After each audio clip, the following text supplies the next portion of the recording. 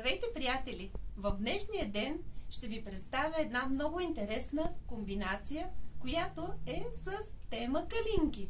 Започвам с тази весела калинка, която е изплетена на една кука. Тя е подходяща не само за декорация, но би могла да се използва и като детска играчка.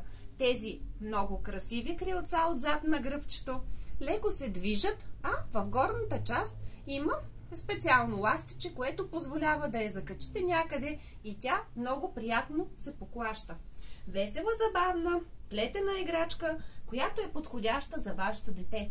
А за мама, която харесва тема с калинки, можем да предложим това клъч-портмоне, което има вътрешно скрито джобче за документи или за други важни неща, които не е необходимо да се изваждат непрекъснато през деня.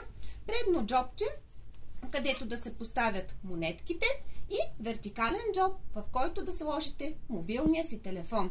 Има дръжчица, която позволява да го промушите на ръка и ето по този начин да го носите със себе си.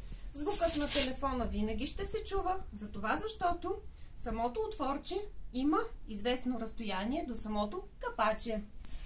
Тази идея, ако ви допада, спокойно можете да я приложите за някакъв повод. Рожден ден, имен ден или някакъв друг празник, на който предстои да отидете.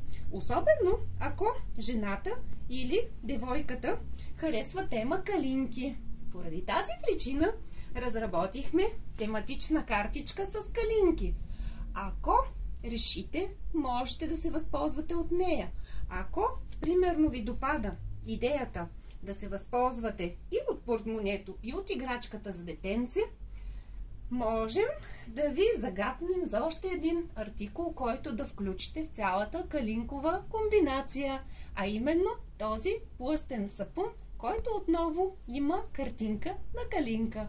Всичко това, ако решите да се възползвате от него като идея за подарък, би могло да се опакова по специален начин и върху панделката, която е най-отгоре, да се завърже този дантелен так, който отново е с калинки. Това означава, каквото е отвън, това е отвътре. Благодаря ви за вниманието и искрено се надявам, че тази наша калинкова идея много ви е допаднала, а ние сме на разположение да съдействаме с мнение, съвети и най-доброто решение заедно да намерим. Благодаря ви за вниманието и до нови срещи!